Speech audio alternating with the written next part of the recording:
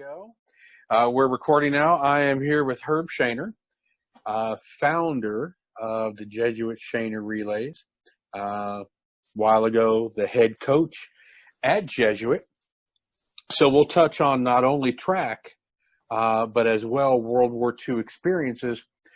But first, Herb, give us your track background. Well, in high school, I was just a little bitty type fellow and probably not much taller than 5 foot tall. My granddad was not 5 foot. He was 4 foot. And until I got into the Army, these were Depression days, of course, I grew up to what I am now. 5'7", 162 pounds. And I went out for football at the University of Texas my senior year, and they saw some speed and told Coach Littlefield, and he accepted me to run on the track team, and I made the track team. So that's I'd never put on a pair of track shoes before then, but I learned to love that sport and high school athletes, and I love football, but I love track and field.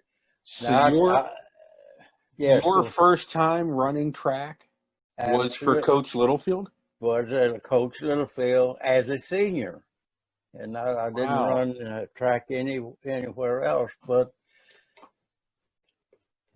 and I know that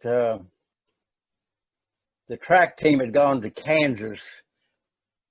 I was left, and there were 2 sprinters that had led her the year before, and myself, who was new to track. We ran the 100-yard dash on Texas on the track at Texas Memorial Stadium, and I won first. So obviously I had some speed, and but it was late in developing. But I loved it. I loved dealing with high school kids, and fortunately I got that opportunity later on in life and coaching, and just enjoyed the heck out of it. So how did you get into coaching? Well, I met the head coach at a real estate office named Lank Smith.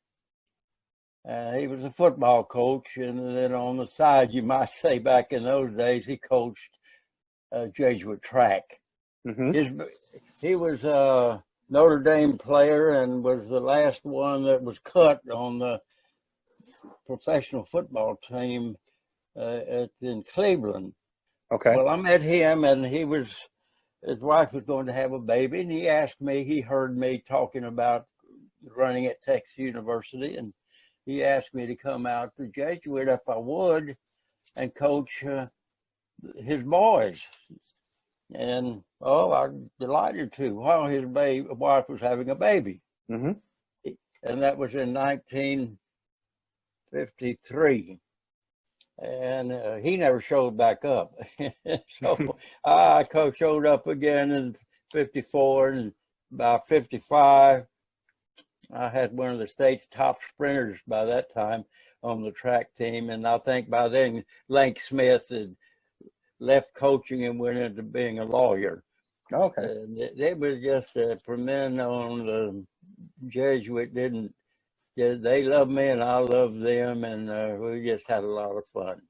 So when did the Jesuit Sheaner Relays begin? Well, they started when Father Tynan built the new high school with the monies that when they sold that old property over on where it is now, Inwood Road. And he told me he put that track in for me.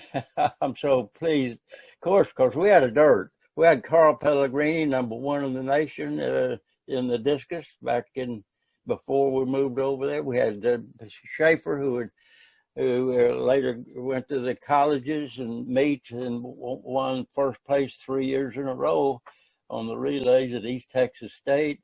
and he put in a nice all-weather track, the first in Texas in 1964, on Inwood Road at the new Jesuit high school.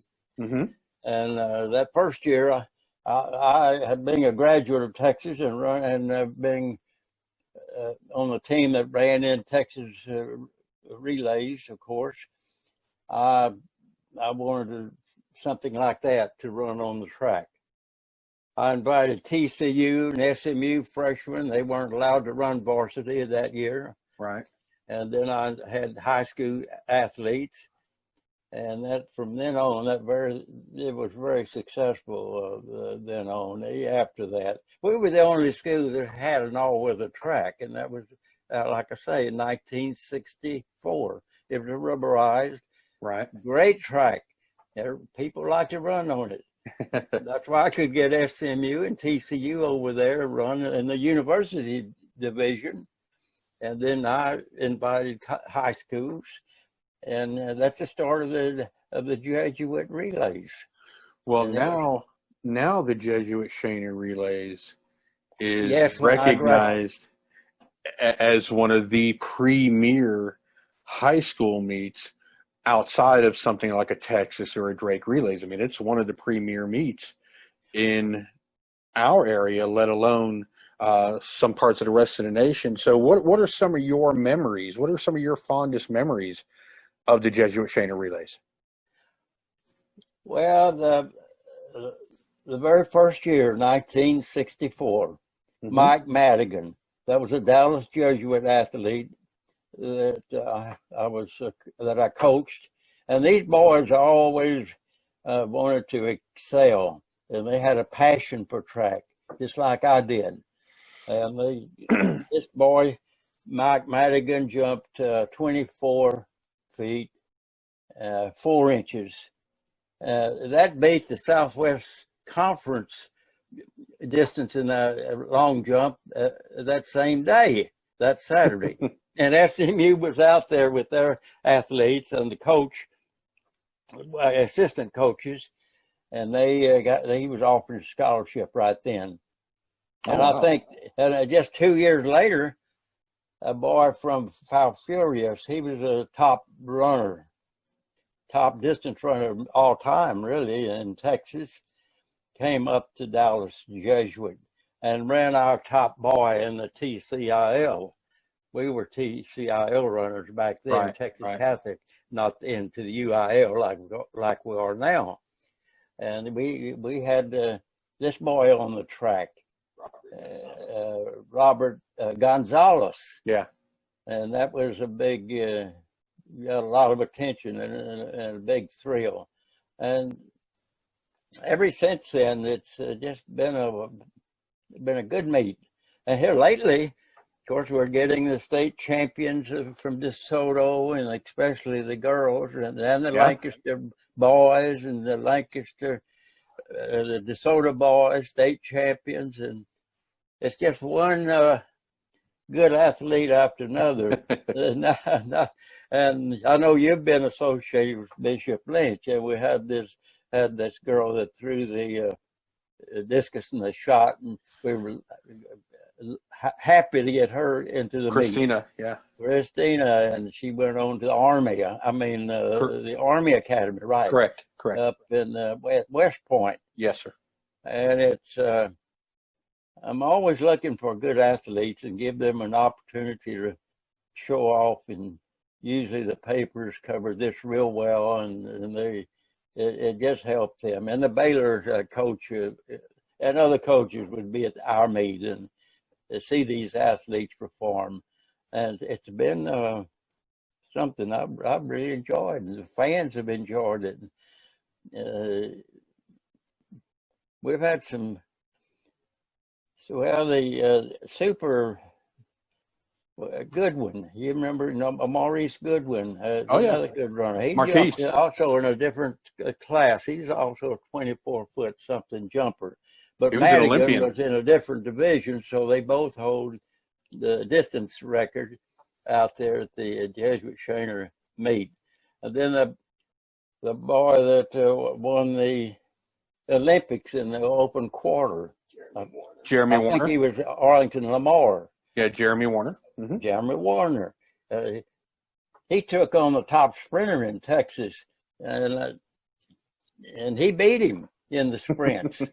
But he ends up running 400 meters. He'd gone on to Baylor after that. And then I see another Olympian, Michael Carter. Oh, yeah, Michael Carter. He set records that stood for years and years until that good boy from the Woodlands came up through the shot put 1 inch further, I think, to break Michael Carter's shot put record. And Michael went to Rome and participated in the Olympics and won second there. Yeah, that was Pippery a few years ago. Yeah, that was back in Michael Carter. That was a few years ago, but he left Texas Relays on a Friday without putting all his shots, just so he could be fresher, I guess, to get into our meet that Saturday here in Dallas. And he showed up, and I remember it was sort of rainy a little bit, and not many people were there watching that discus and shot, but he and I were having fun out there. And he went crazy throwing it and set the 2 records. And they lasted until that Woodlands boy, and you know how good they've been over the years. It has to be somebody mighty good to set the records. And then still a team from Paris early on in the meet ran the mile relay in a fantastic time, 3:14. You know, that you don't see that often from the smaller school, but they still hold our meet records.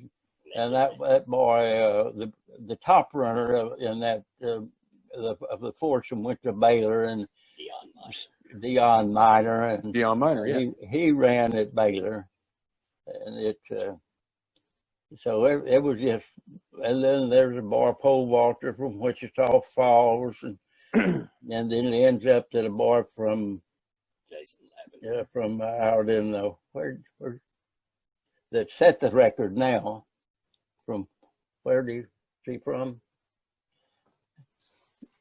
Well, anyway, they got one good one after another, but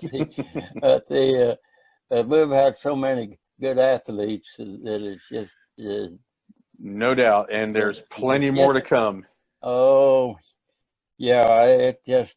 I mentioned the Falfurious boy, and we get teams from Austin, Texarkana, Amarillo, Corpus Christi, Jasper, just all over Texas coming to the meet. Oklahoma and Louisiana, Missouri, Louisiana, Kansas, and Kansas.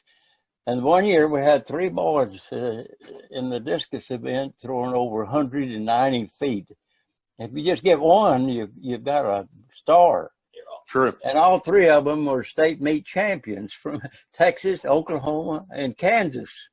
Well, the Kansas boy won, and he went on to Arizona State. Okay. So it's just that it was just always a very competitive meet, and we hope it continues to be. And we welcome the kids. I welcome the kids. It's a benefit for them and the coaches. I used to go to all the big meets when I was a coach. Look for the big meets. Went out to California, the All West meet. One of the boys, Elkins.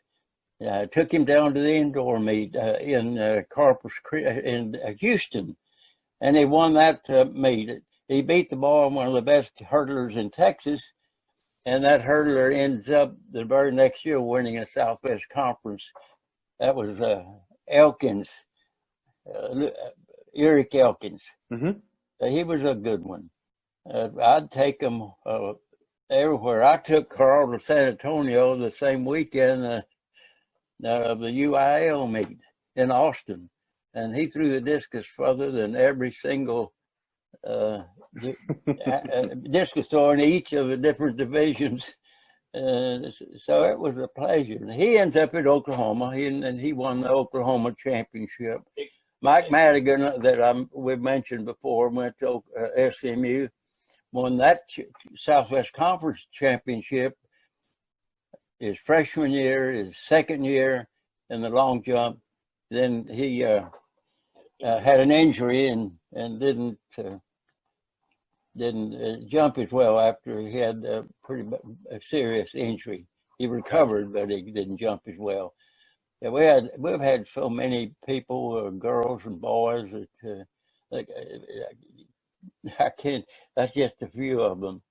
Oh yeah, and there's going to be a lot more to come.